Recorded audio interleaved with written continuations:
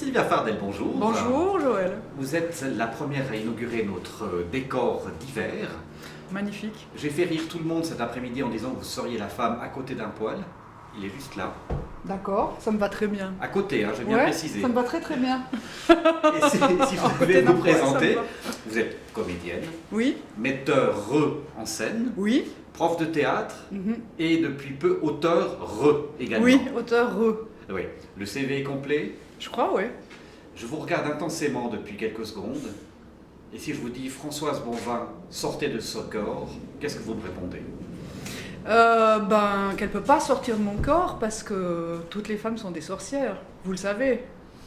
J'en ai souffert dans ma vie, d'abord, je ne vous dis pas. Voilà. On va connecter avec la réalité de nos spectacles. Vous êtes là pour parler de Sauver des Flammes, qui va se jouer au Théâtre Interface depuis le 29 octobre, pour 4 représentations, si vous oui, comptez. 4 actions, puis on reprendra plus tard au Théâtre des Halles et puis en tournée.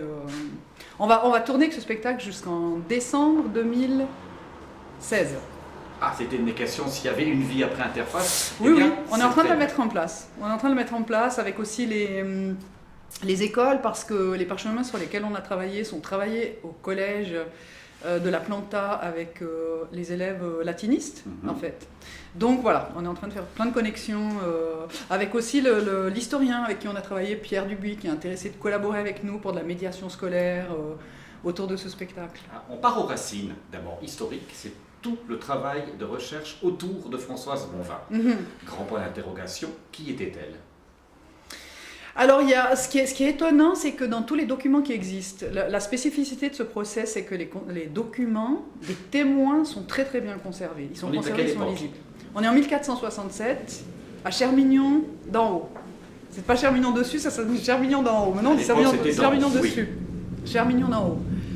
En 1467, et il y a ce procès, donc la spécificité de ce procès, c'est que l'avocat avait gardé les parchemins de tous les témoignages pour les annoter dans la marge pour préparer sa défense de Françoise Bonvin. Donc on sait tout ce qu'il a argumenté durant le procès. Oui, puis on sait surtout tout ce que les témoins ont dit. Il y a les témoignages complets de tous les témoins, de tous les accusateurs de Françoise, etc. Et bizarrement, c'est là où notre travail de comédien et de dramaturge, où on a dû beaucoup travailler, c'est que le témoignage de Françoise Bonvin, comme il n'a pas été annoté par l'avocat, puisque lui, il devait trouver des arguments, il devait démonter les témoignages en fait. Donc le témoignage de Françoise Bonvin, on ne l'a pas. Alors on a pu la reconstituer, il n'existe pas, enfin il a été perdu en tout cas.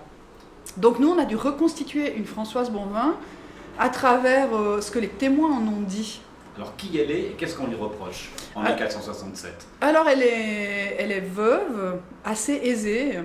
Alors aisée à cette époque, ça ne veut pas dire riche d'avoir de l'argent, mais elle a un peu plus de terrain, elle a pas mal de terrain, pas mal de bétail, voilà, donc elle est aisée, une veuve aisée. Dans la petite communauté de Chermignon. On la jalouse? Le problème, on peut penser à ça? Le problème, c'est que c'est une étrangère, déjà, parce que son père venait de Sierre et sa mère de Montana. Sacrée étrangère. Donc elle dit, et ça a été dit, souvent on disait c'est l'étrangère, elle est étrangère. Elle a épousé un veuf, déjà de Chermignon, que d'autres convoitaient. Donc il aurait mieux valu pour lui se marier avec une femme de Chermignon et pas une femme dont les parents venaient de Sierre et de Montana. Donc ça elle dit qu'elle s'est toujours sentie l'étrangère là, à Chermignon. Et quand elle est devenue veuve, il y a plein de bons partis de Chermignon qui ont voulu l'épouser pour agrandir. Elle était très intéressée par elle, mais surtout ça se faisait un peu comme ça. Je pense que c'était pas que elle, mais elle a eu plein évidemment de demandes. Il paraît que ça se fait toujours. Que les gens regardent dans Nouvelliste, il y a des jeunes veuves et qu'ils les appellent. J'ai appris ça. Je ne veux pas dire ça, je suis un romantique. Non, d'accord. C'est arrivé à une de mes connaissances qui était jeune, assez veuve. Elle a eu des téléphones, mais comment vous savez? Mais en fait, oui, c'était dans le Nouvelliste. Voilà. Donc, elle a des propositions de remariage et elle est très bien comme ça. Elle a une fille qu'elle a eue avec son mari. Elle élève aussi le premier enfant, je crois, de son mari. Et elle est très bien entre le travail de la terre, etc. Elle n'a pas envie d'épouser, enfin en tout cas pas ceux qui se sont proposés. Donc elle vit seule et elle gère seule tout son patrimoine. Donc une femme qui gère seule son patrimoine, c'est déjà, pour l'époque, pour 1467, ça dérange beaucoup. Alors, l'histoire commence un peu... enfin, c'est la bonne cible pour les médisances. Il y a les femmes qui sont jalouses, parce qu'elle a des ouvriers, hein, déjà. Donc, elle engage des ouvriers. Donc, il y a une dame qui dit, à un moment donné, j'ai été jalouse de Françoise, parce qu'elle est bien dans sa vie et que moi, j'avais épousé un idiot. C'est vrai, ça c'est un témoignage qui existe. Oui, il y a un témoignage dans le procès, parce qu'il y a une qui avoue qu'elle a menti au bout d'un moment. Elle dit finalement, l'avocat, oui, j'ai accusé Françoise parce que j'ai été jalouse, parce que moi j'ai épousé un idiot et qu'elle elle a une vie plus bien, intéressante quoi. que la mienne. Elle gère son patrimoine, elle élève sa fille et elle gère son domaine. Donc ça passe assez mal. Elle sait lire, ça c'est très suspect aux yeux des gens. Elle s'est mariée assez tard et elle a été gouvernante chez le bailli à Ventône. Ça fait que là, elle a vu des gens intéressants. Elle a rencontré des avocats, enfin les gens qui venaient chez le bailli. Et le bailli lui a appris à lire. Donc de savoir lire pour l'époque, c'est pas rien. Hein. C'est seulement les curés qui savent lire. Donc on peut lui soupçonner aussi des pouvoirs étranges. Hein. Qu'est-ce qu'elle trouve dans... Oui, parce qu'elle sait lire. Donc elle est veuve, elle est aisée, elle mène elle gère son patrimoine seule et elle sait lire. Alors entre les amoureux éconduits, entre les voisines jalouses, les voisins jaloux, c'était la bonne cible en fait pour... Mais il n'y avait pas des choses avec les plantes, par exemple, elle faisait des mixtures, des choses particulières. Nous, on l'a décidé, parce qu'on pense qu'à cette époque, tout le monde faisait ça. Moi, ma grand-mère faisait ça, hein. Pourtant elle n'est pas née en 1467, mais on se dit, dans un village comme ça, en 1467, je ne sais pas s'il y avait des médecins ou pas, je ne pense pas, mais tout le monde fabrique son sirop contre la toux.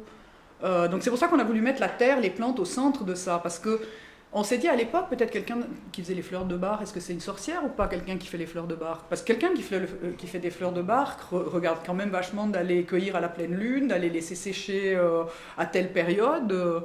Qu'est-ce que c'est une sorcière? Donc on a joué vachement avec ça, la terre, parce que tout le monde connaissait les plantes.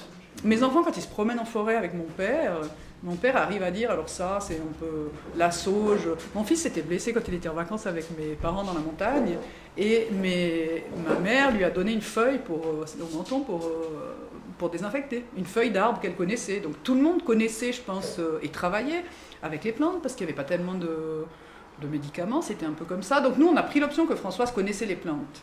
Mais moi, je pense que c'est tout le monde à l'époque qui connaissait.